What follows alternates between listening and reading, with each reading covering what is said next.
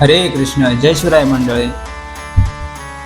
श्रावण लागलो की मनात एकच विचार येतात, कधी आपल्या घरी गणपती बाप्पा येत आहे.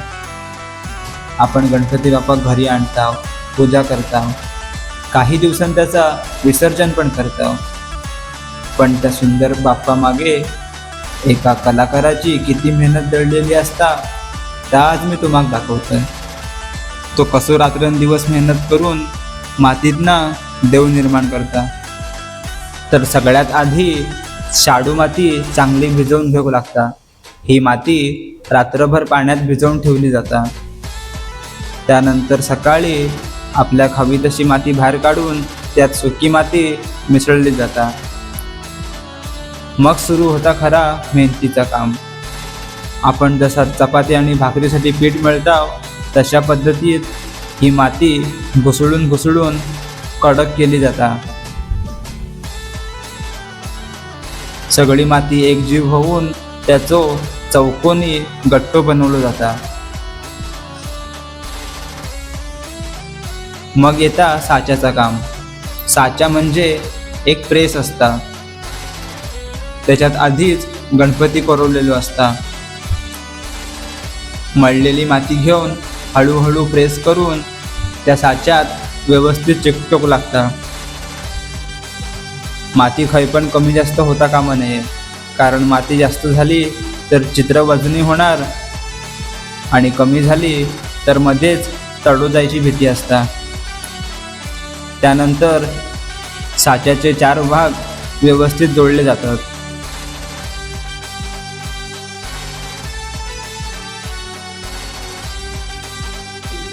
तर कधी कधी काय साच्यांमध्ये शिर सुद्धा कोरलेला असता, पण शक्यतो बहुतेक साच्यांमध्ये फक्त बॉडी असता. गणपतीचे हात आणि शिर वेगळा असता. साच्यांमुळे माती कमी लागता, मूर्ती पण हलकी बनता आणि त्यामुळे कलाकाराचा वेळही वाचता आणि मातीचे पैसे पण वाचतात. जर एखादो गणपती पूर्णपणे हाती बनवायचो म्हटलो तर त्याका खाली बेस तयार करूकच 2 गट्टी पुरायची नाहीत. त्यामुळे साचा म्हणजे एक कलाकाराचा मुख्य साथीदारच आहे. तर साच्यातनं बाहेर आलेल्या मूर्ती शिर आणि हात जोडले जातात. ह्या काम पटकन घाईतच करायचं असतं, कारण धड एकदा सुकला की नंतर परत त्याच्यावर बोलो हात चिकटत नाही. एक सेम मॉइश्चर मध्ये ते हात आणि धड जोडला जाऊ हवा.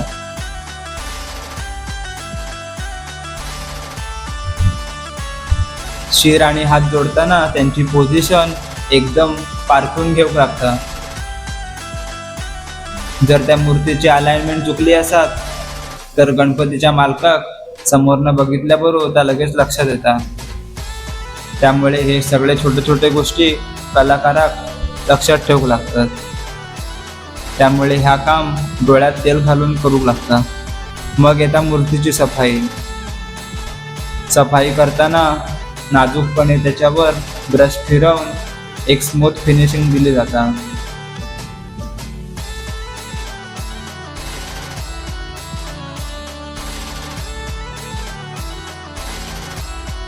नंतर मग त्या मूर्तीवर मातीचे दागिने बसवले जातात. एक मातीची डिझाईन बनवून बारीक सोनार काम करू लागतात आणि त्या हळूहळू मूर्तीवर बसवू लागतात. अशा प्रकारे आपली मूर्ती बनवून तयार होतात. त्यानंतर आपल्या कलर कामासाठी साधारण महिनाभर तरी तशीच ठेवू लागतात. पीओपीची मूर्ती पाण्यात लगेच विरघळत नाही. हळूहळू त्या मूर्तीचे लहान तुकडे होतात. समुद्रात विसर्जन केल्यावर तर अजूनच बेकार हालत होता. दुसऱ्या दिवशी सकाळी सर्व गणपतीचे मूर्ती तडीक लागलेले असतात. आपण एवढ्या श्रद्धेन बाप्पा आणताव आणि तो नंतर असो वाऱ्यावर सोडून देऊक आपल्याकच लाज वाटली पाहिजे. त्या मूर्तीचे हळूहळू लहान लहान भाग होत ते समुद्रात तळाशी जाऊन बसतात. तिकडच्या पाण्यातल्या जीवांका पण त्रास आणि सर्व पाणी पण दूषित करतात. त्यामुळे यंदापासनं आपण सर्वांनी लहानशी का होईना पण शाडू मातीचीच किंवा लाल मातीचीच मूर्ती घेऊया. आमच्या कारखान्यात आम्ही एक पण POPची मूर्ती देत नाही. जर तुम्ही रत्नागिरीतनं असाल आणि तुम्हाला सुंदर अशी शाडूची मूर्ती हवी असाल तर माझ्या या नंबरवर नक्की कॉन्टॅक्ट करा. चला सर्वांनी निसर्ग जपत गणेशोत्सव साजरा करूया. पुढच्या भागात आपण कलर काम कसा करतात त्या बघू. राधे राधे.